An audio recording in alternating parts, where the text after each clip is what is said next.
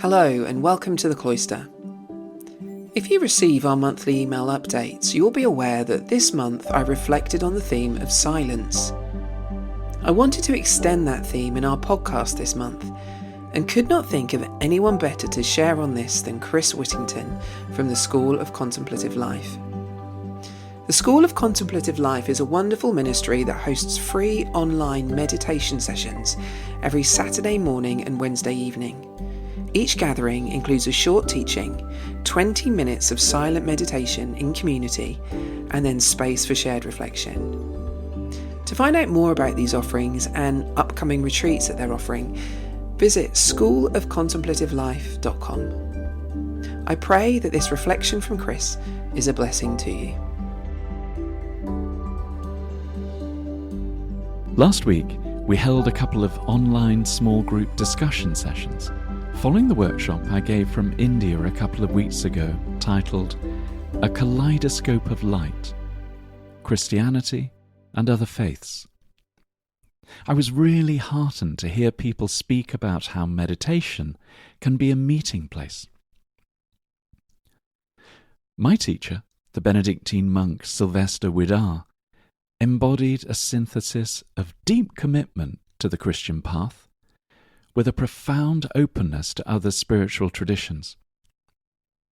He saw the contemplative dimension as a common thread that can draw people in diverse traditions closer together, not by diluting their differences, but in their shared commitment to depth, to truth, to wisdom. Silence practices, such as meditation, allow us to encounter each other in the silent ground of our being, in the truth which is before all our words and ideas, before all our religious metaphors and doctrines.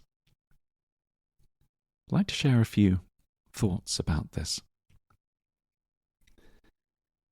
We enter silence in meditation, not to escape the world, but to enter more deeply into its heart.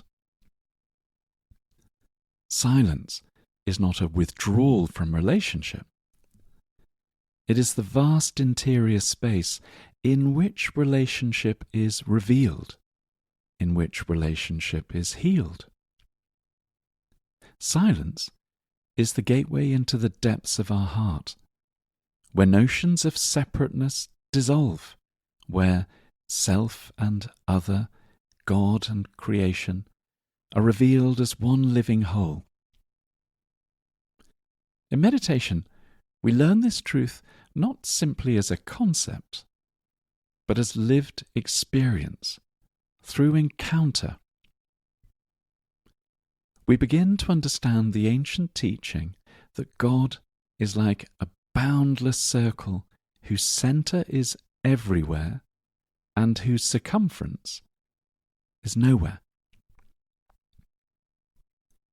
When words fall away, when the grasping mind loosens its grip, what remains is presence, the silent presence of God which holds us all. In the noise and commotion of life, we can easily forget this shared ground.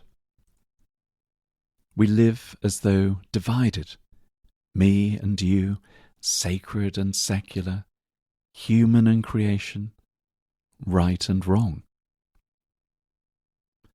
But when we enter the stillness of the heart, we begin to discover something deeper, flowing underneath.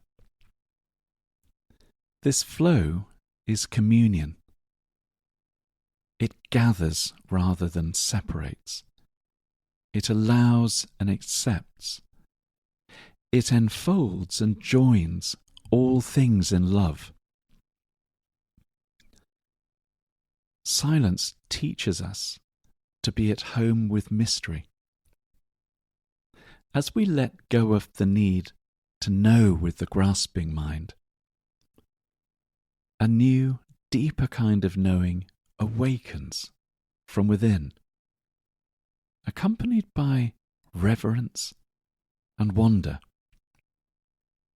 In silence, a subtle shift takes place that opens the heart to others. Instead of defining ourselves against the world, we find ourselves within it, not as separate, but belonging. To live from this place is to live from the heart that knows its foundation. It is to discover that silence is not emptiness, but a fullness beyond measure. That the heart of who we are is the quiet radiance of God's being, shining in all things. That creation is the luminosity of infinite love.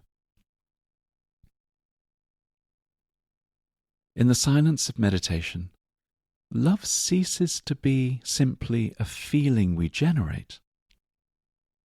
It becomes the very atmosphere we breathe.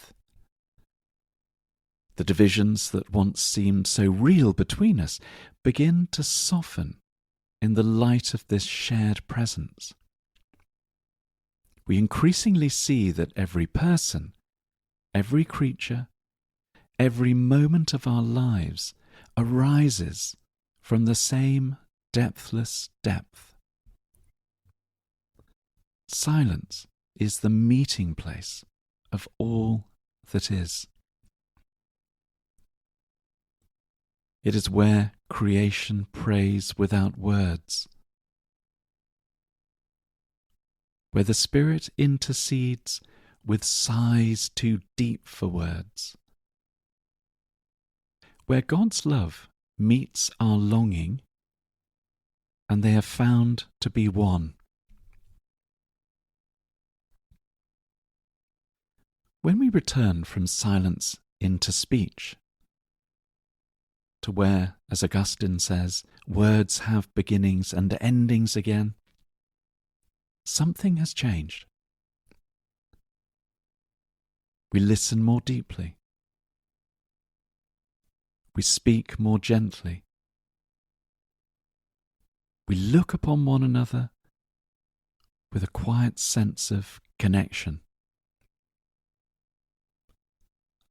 Our lives become more transparent to the still centre that sustains us. We increasingly live from the centre which is everywhere. This communion does not remove us from the world's pain.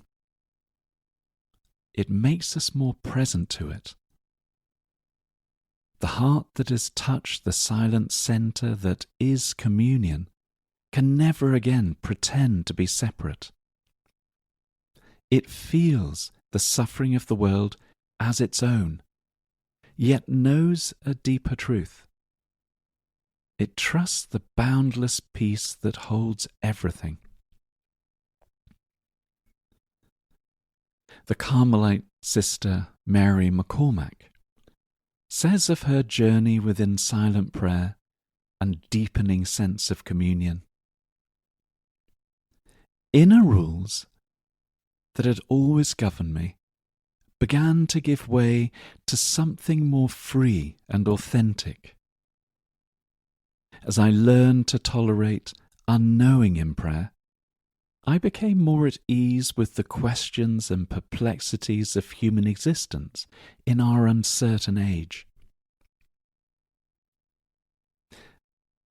I became conscious of a simple oneness with God that pervaded everything in life without effort on my part.